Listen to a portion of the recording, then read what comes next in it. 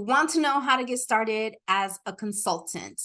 Well, I have talked about this a number of times on this podcast. Consulting has been the best career decision I ever made. It has given me total control over my career, my earnings, how I spend my free time and being with my family, and even pursuing other passions. And if you're thinking about becoming a consultant, you're probably wondering, how do I even get started? I created a course called the Consultant Launch Course. It has all of the steps you need to take in order to get your company up and running. It covers everything from setting intentions, creating a corporation, pitching and pricing, keeping your clients happy, goal setting, so much more. It comes with a workbook and exercises with checklists to make sure that you're set up for success, whatever it is that you're consulting on. And you can learn more about that at theclaritywizard.com/course. But today, I want to talk about a few of the really big things you need to do in order to be ready to jumpstart your business as a consultant. The first of those is to always start with intention. When you're thinking about leaving a job, you've got to be super clear that you know what is and what isn't working. What is it that you want from this new career that you don't have today? You might be thinking, for example, you're not getting the promotions that you want, you're not getting the projects that you want, or perhaps the projects that you're on, you really don't want to be on those. Perhaps your company has values that are not aligned with your own values. Perhaps you feel that you should have progressed in your career much more than you are now, and it's just not delivering from you. Perhaps your careers and your job and your company in particular just taking too much time from your day-to-day that you want to spend doing what you want, which might be working on some passion projects or just spending time with your kids or your family or your boyfriend or your neighbor or your dog or whoever you want to spend your time with. And you also need to be clear what you don't want from this new job. You may love the fact that you've got a great team at the job that you're in now, and that's not something that you'll have as a consultant. So you need to be clear how important that is to you and your happiness in whatever that you do.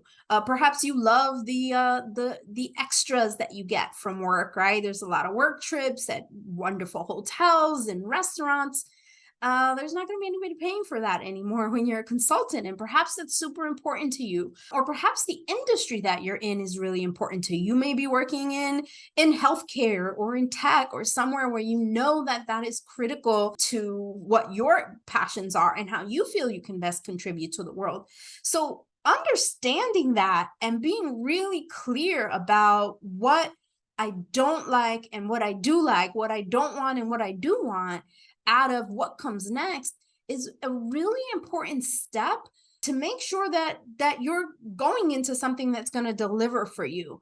If you don't spend the time thinking about this, you very well may wind up in a situation where you're not as happy as you hoped that you would be. And that might backtrack you right back to your old company, thinking that that was better than this choice you made, and you still won't be happy. Or you wind up at another organization where you think this isn't working out either. I'm just not happy. Reflecting and really thinking about what it is that you want and what specifically you don't want will really help you make sure that you're setting yourself up for success, and thinking about what it is that you need to craft in this new career in order to make you happy.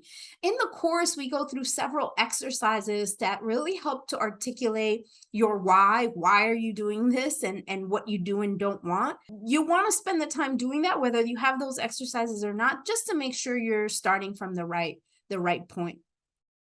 The second thing I would offer here is that you really got to decide what your expertise is and what your offerings are. What is it that you are bringing to the world as a consultant? What is it that people are going to hire you for in terms of your expertise? And a lot of that starts by thinking about, what are you good at? What do people want to pay you for? And what do you love to do? Now, those three very distinct ideas are really important to helping you find what is called your zone of genius. That is the thing that is going to make you the most successful. You have to remember that starting a consulting business means you have to do it all the time. There is no rotating onto a different team. There's no other departments. This is it. This is what you're doing. So you need to be sure that you love what you are doing. So as we think about this idea of a zone of genius, again, we start with, what are you good at? Think about where you have built an expertise. Think about what your credentials and your education is on. What are things at your current company or even outside of your company, perhaps in your personal life, that people are coming to you because you know what to do. You know how to do this, that you know you have the confidence and be able to deliver something of value for someone in that space. And then 2, what do people want to pay for? What you are good at needs to also be paid for by someone. So there needs to be a demand for this insight as expertise, this knowledge that you have. Is there a match between what you are good at doing and what people are actually looking for? And these days, there's actually a huge demand for consultants and for independent contractors and folks for hire, because employment rate in the country is really high. So it becomes much more difficult for people to find these specialized roles to fill in such a competitive hiring environment. So understanding what people are willing to pay for and how you might talk about that asset to them is really important, again, in finding what that zone of genius is. And then, of course, the last thing is, we cannot ignore this, is what do you love to do? What are you willing to do every single day in some capacity during the course of your career as a consultant? I am talking about consumers and brands every day. I'm talking about different product categories. One day I'm talking about applesauce. Another day I'm talking about vitamins. Another time I'm talking about coffee, even over the course of the same day. But I'm always talking about, what do people want and how can we deliver something of value to them?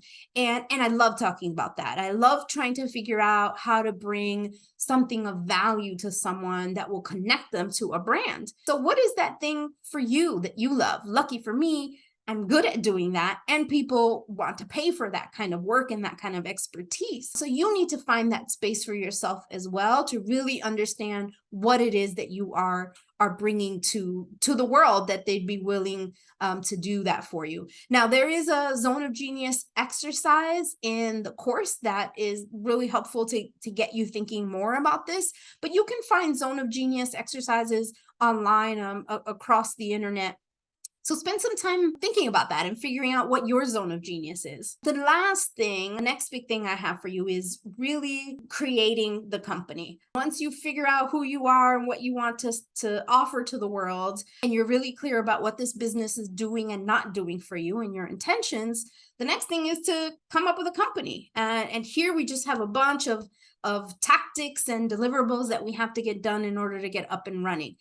Obviously, we need to choose a name and trying to figure out, how do we brand ourselves for the world so that people understand what we are offering. A lot of resources online for you to do that. And then from there, we're establishing a corporate structure. So you've heard people talk about their LLCs or their C Corps. There are a number of rules that might dictate which corporate structure is right for you. And talking to a lawyer is really the best way to answer what is appropriate for you. So there are a number of lawyer services online where you can get an hour or 2 hours with a lawyer, and even that is a great start. You may already have a family lawyer that you use. That may also be a good start. He or she can refer you to another lawyer if he or she's not able to help you. But understanding that corporate structure would be the second part, after you figure out what your name is, which is the fun part of it.